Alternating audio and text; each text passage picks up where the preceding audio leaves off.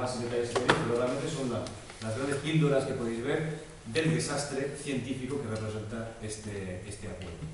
Pero luego hay una tercera parte que tenemos que analizar también. Y aquí llego a la parte ya de posible punto de inflexión. Porque más allá de esto tenemos que ver también qué significa en lo simbólico este acuerdo de COP21 de París.